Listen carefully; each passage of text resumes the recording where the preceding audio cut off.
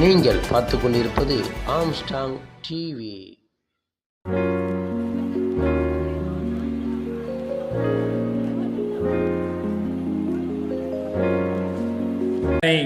துறைகளும் அதன் உள்ளே அடங்கி இருக்கக்கூடியதாய் சமூக மாற்றமும் சமூக நீதியும் என்று சொன்னால் அது திராவிடமும் தொழில் வளர்ச்சியும் திராவிடமும் அறிவு வளர்ச்சியும் என்று எதையெல்லாம் நாம் குறிப்பிடுவோம்.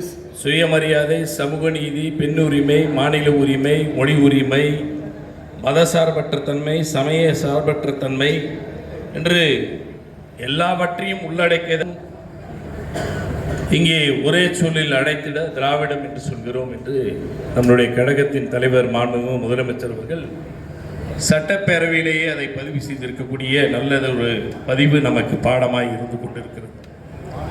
எனக்கு ஒரு தலைப்பை கொடுத்து பேச சொல்லுகிற பொழுது நான் என்ன பேசலாம் என்று யோசிக்கிறேன். தொழில் வளர்ச்சி என்ற உடனேயே எனக்கு தோணக்கூடியதாக, எல்லோரும் நினைக்கக்கூடியதாக, நான் பெற்றிருக்கக்கூடிய பெரும் முயற்சிகளாக நம்முடைய முத்தமிழஞ்ச கலைஞர்கள் மேற்கொண்ட பல முயற்சிகளால் இந்த தமிழ்நாடு தொழிற்சாலைகள் இருந்ததாய் விளங்குகிறது. அதை குறிப்பிடுவதா?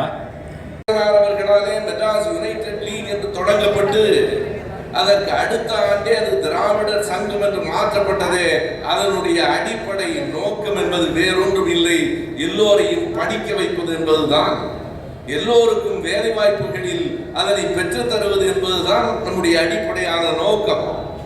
இன்னும் சொன்னால் சமூக நீதியை, இடஒதுக்கீடு என்று இன்றைக்கு மக்கள் புரிந்து கொண்டிருக்கிறார்கள். இடஒதுக்கீடு என்பது சமூக நீதியை நோக்கிய பாதையை தவிர இடஒதுக்கீடே சமூக நீதி ஆகாது. இடஒதுக்கீடு என்பதும் வகுப்புவாரி உரிமை என்பதும் சமூக நீதியை நோக்கிய பயணத்தினுடைய பாதைகள். இதில் இந்த இடஒதுக்கீடு என்பது 3 தடங்களில் வேண்டும் என்று திராவிட இயக்கம் குரல் கொடுத்தது. ஒன்று கல்வியில், இன்னொன்று வேலை வாய்ப்பில், மூன்றாவது அரசியலில். இன்னமும் சரியாய் நுட்பமாய் நான் வழக்கறிஞர்களிடத்திலே பேசுகிறேன் என்கிற உணர்வோடு சொல்ல வேண்டும் என்றால் அது வேலை வாய்ப்பில் என்று கூட சொல்லக்கூடாது, கல்வியில் அரசாங்க வேலை வாய்ப்பு.